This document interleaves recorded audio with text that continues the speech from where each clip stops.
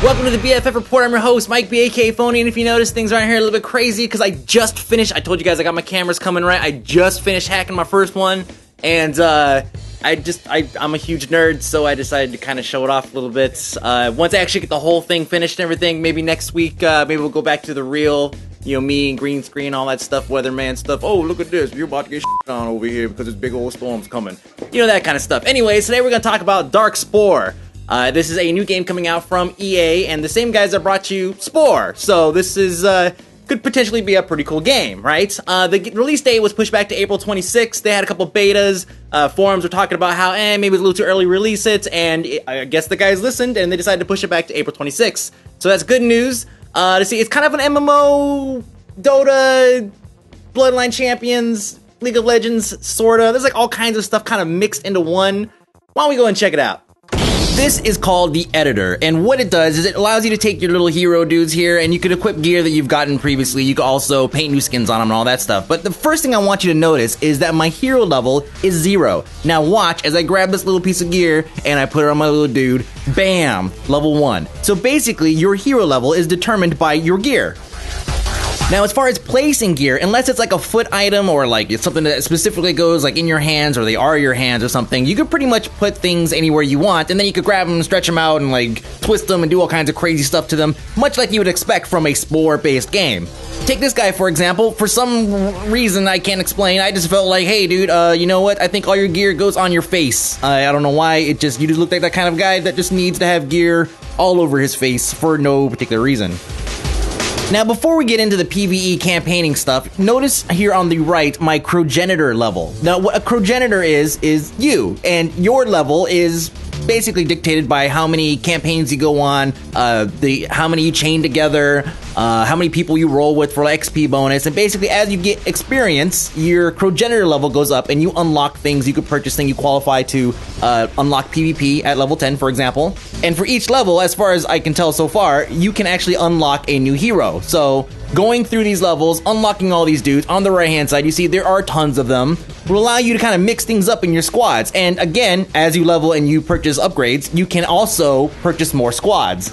Your heroes, or living weapons as they call them in the game, are all kind of fall into their own little categories. So for example, there's Plasma, Quantum, Bio, Cyber, and Necro. Plasma deals with fire and electricity, Cyber uses bullets and energy beams, stuff like that. And then there's subclasses, and I think there's a handful of them: Sentinel, Tempest, and Ravager. And those kind of determine if it's a range class, if it's like a tanking class, and stuff like that. Now, these different genetic types can either hurt you or help you as you go in from planet to planet, because on a particular planet it might be like all bio, and then if you're like this particular type of genetic makeup of your character dude, then they will be more effective. Now, taking this knowledge and going back to the squads, this is why you'd have multiple squads, because as you go from planet to planet, you need to choose which particular squad you want to send in, and if all of your dudes in your squad are totally useless in this particular planet, then you're not going to have a very fun time there. So before we get into gameplay stuff, let's talk about the UI a little bit. Now, I'm only going to talk about the important stuff, which is pretty much everything, so I guess we're gonna talk about everything. So on the left-hand side here, you have this little grid. I didn't get too far into it, like really to figure out what this was, but it looks like you get these items that you pick up as you kill dudes and as you break open chests or whatever that drop all these power-ups. And these little things give you, like, your whole party kind of like a buff of some sort, like he runs faster or regen, stuff like that. And so you can collect them and you can put them in your little things down here. Didn't really get too far into it with that. On the right-hand side, you have QWE. These are your hero selectors. Now, you're probably thinking, why do I have a hero selector? Because as you're playing, you can actually swap out dudes, like right in the middle of a fight. So you can get really crazy creative with it. It's like you're like playing with some dude that's melee, and then like you can warp away and then switch out to like a ranged dude and do some damage that way. However, there is a cooldown, so you can't just sit there and swap dudes back and forth all day. That would be ridiculous. Now, right along the middle here, you have the green bar, which is your health. The right-hand side, the blue bar, which is basically your mana pool or your power pool, whatever you want to call it. Your special abilities will eat through that, and you can pick up regens as you play. And then you have your primary core abilities. So the three on the left are kind of like your primary abilities, and then your three on the right are your shared abilities. Now, the shared ability is a predetermined skill from one of your other heroes that you can use on any of them. For example, you can have a fear from one guy, and then you can have a root from another. It's important to know what these abilities are and how they work in conjunction with other heroes' abilities, because as you're in a match, let's say if you're in some planet that one particular character is totally useless on, well, even though that character might just be totally unusable on this planet, you might still benefit by using his shared ability. So let's talk about campaigns. Each world has 4 sublevels, so far as I can tell. Maybe in the future there'll be some that don't quite have as many, or some that have more, who knows. But the first few worlds that I went through, it was 1-1, -2, -3, etc.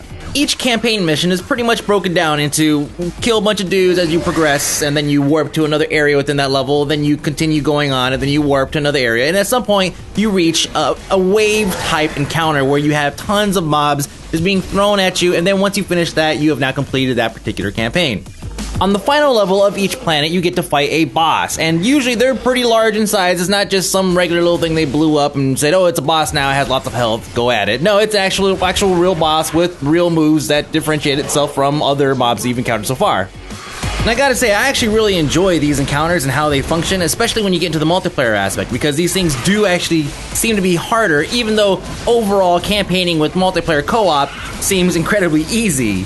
Speaking of, you actually get bonus XP for running co-op in these campaigns.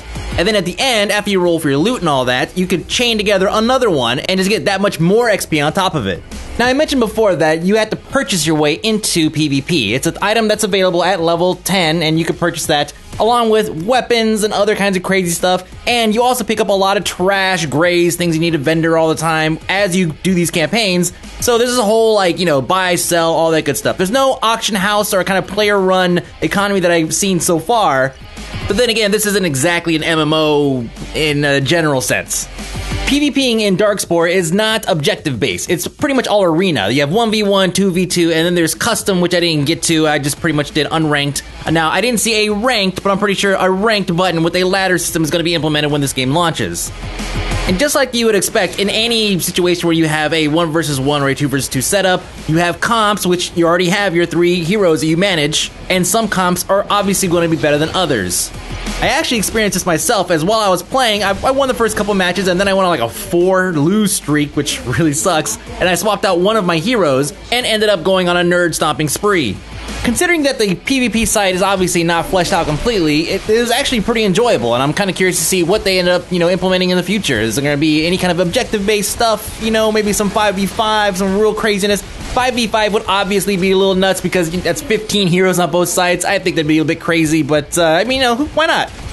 Alright guys, so that is Darkspore. Now, there's a lot of games that are coming out that have this same kind of look and feel. Like if you took a snapshot of League of Legends, Heroes of New Earth, Dota, Bloodline Champions, and this game, your grandma would be like, oh yeah, those are all the same game. That's nice, honey. Go want a sandwich? And that's pretty much, right, they all kind of have that same feel. Now, we as gamers obviously know there's a huge difference between all of these games. So I'm kind of curious, what do you guys think about this? It seems to be a little bit more PvE focused.